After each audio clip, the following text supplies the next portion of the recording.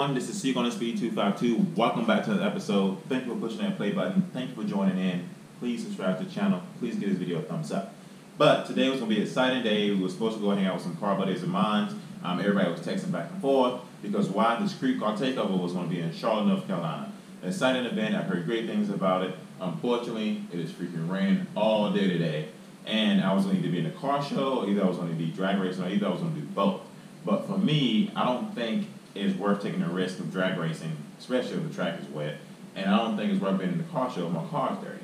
So unfortunately, I don't think I want to go. My car club, some friends of mine still ended up going. They went there last night. They stayed at a hotel and decided to be there. But I also text some of them and say I was still probably willing to drive out depending on what the weather's like. And they all said it's still scattered thunderstorms. It's still kind of type of, supposed to be raining there. So for me, I don't think I want to take that drive and not be happy with the fact that it's still raining, my car's going to be dirty in the car show, and taking the chance of risking driving on a drag strip. But outside of that, today's video is going to be great. You know why? Because we're talking about another awesome freaking car that is possible on its way soon.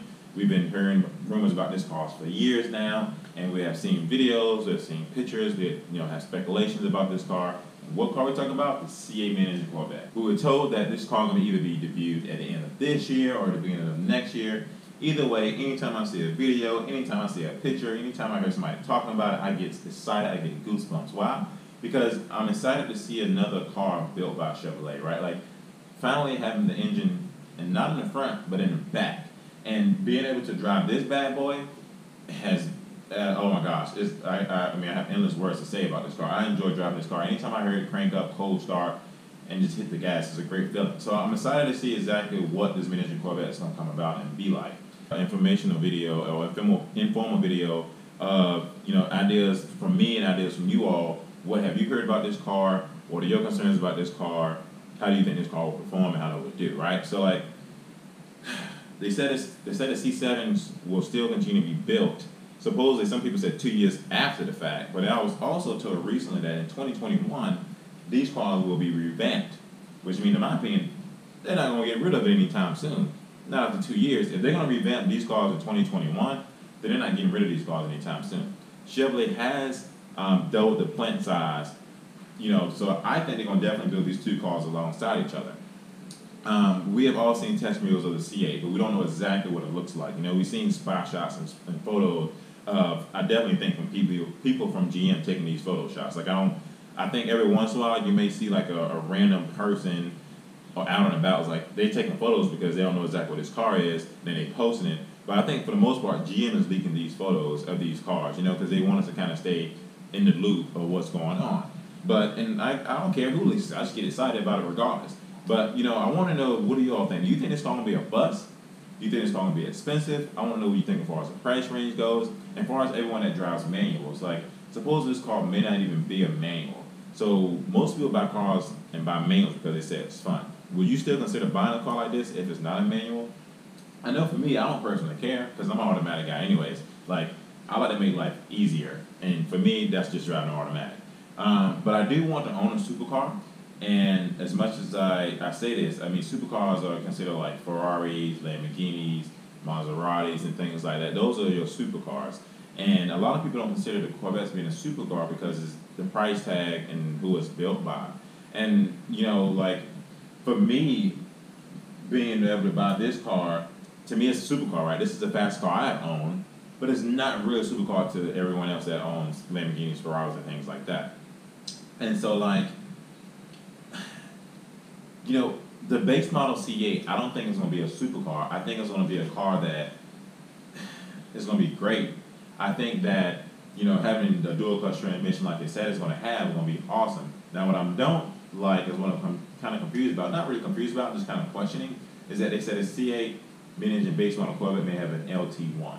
Now, don't get it wrong. I think the LT1 is a fine motor.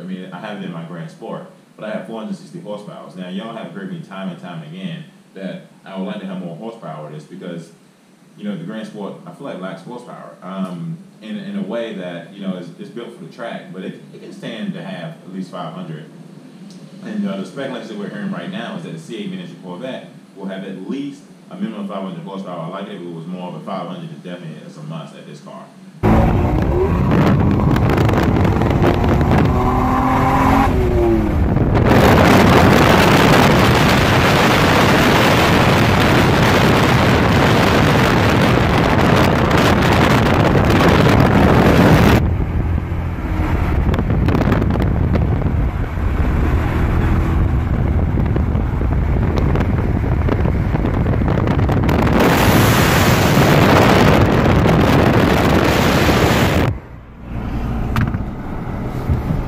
Wait, Eric, did we just leave your car all the way down there? Yep. All right, we'll come back for it later. Oh my God! Hey, look at the. Dude, it sounds pretty. I don't hear anything. It sounds quiet. I don't. So nobody can hear how loud it really is. Hey, look at the Square. Why are they square? Oh, new design, bro. New design.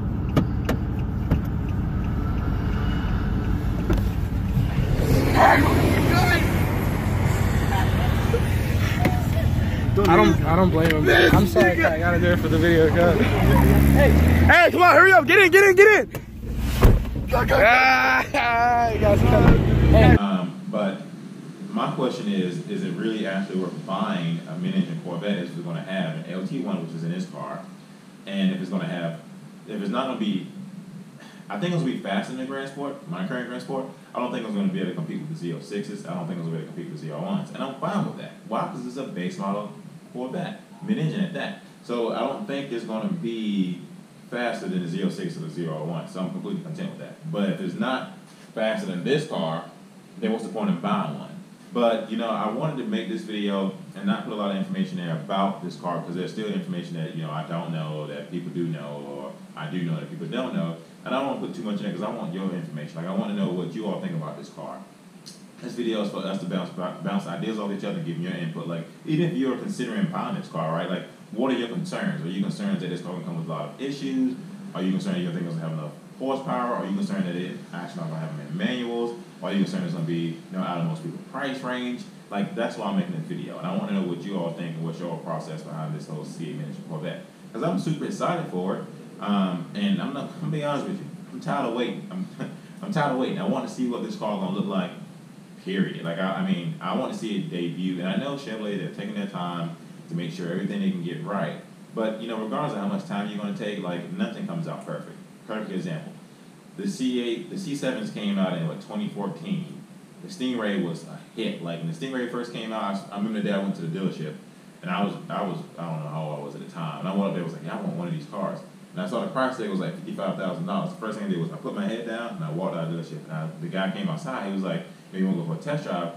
And I was like, dude, I'm not even nowhere near ready to buy this car. But I will be back. I will be back. And so that, and then over time, as times got better, the 2015, 2016, the Z06s came out. That's when the issues started coming, right? You had the heating and cooling issues, the car overheating, sometimes just sitting in bad traffic. I remember one of the guys said in the forum, he was in LA, and he was stuck in bad traffic, and his Z06 was overheating. Like, you don't want those issues with that type of car, no money that you're spending. And so I know Chevrolet is taking their precious time trying to put this car together. That's completely fine. But they took a lot of time with C7 and still have issues. Like, I mean, one thing people talk about all the time, like, I'm not buying a Z06 because it has overheating issues. I think they might have fixed some of those issues along the way. But, you know, at the end of the day, nothing's going to be perfect. Anything that's man-made is bound to break down, bound to have issues. I'm just ready to see this freaking car. I don't care what nobody says. I'm just ready to see it. Even if I'm not able to afford to buy one, I just want to see exactly what it looks like, how it performs, how it does, and just the overall creation of this vehicle. So, back to what I was saying before. This video is for anyone who's watching. Give me your feedback. Leave your comments down below. Do you think it's going to be, you know, super expensive? Do you think it's going to be over $70,000? Do you think it's going to still have a manual and automatic, or is it going to be automatic? Do you think it's going to have more than 500 horsepower? Do you think it's going to be actually, you know, track ready, like most cars that have, you know, around 500 horsepower? Do you think it's going to be able to compete with some of the supercars? What do you all think? This is just my question to you all, and I want you all feedback on the C8 miniature Corvette. If you're all watching this, I want to thank you for watching. Thank you for pushing that play button. Please give this video a thumbs up because I would love to have you a part of the channel. Please subscribe. I apologize if we're not able to make a street car takeover. And oh, thank you to everyone that bought merch. You are very, very, very awesome. Like, I really appreciate it a lot because that goes straight to the channel. I have not getting paid or any ads, anything like that from YouTube, so I greatly appreciate you from buying shirts. For the young man that bought a key tag, I greatly appreciate it. You should receive that probably within the next couple of days. And I definitely have some posters, and I'm excited because I got some good ideas for, I mean, you can't really call this a man cave. It's just a freaking garage. But I got some ideas that I'm trying to put together for my garage. You know, a lot of people have been talking about, you know, when you're going to paint your garage, blase, blase. I will paint it at some point, but that's not the important topic of this video. The video is about the C8 miniature Corvette. Give me your thoughts about the C8 miniature Corvette. Please subscribe. Please stay tuned to the next video because I look forward to catching the next video. See you on Speed 252. It's out.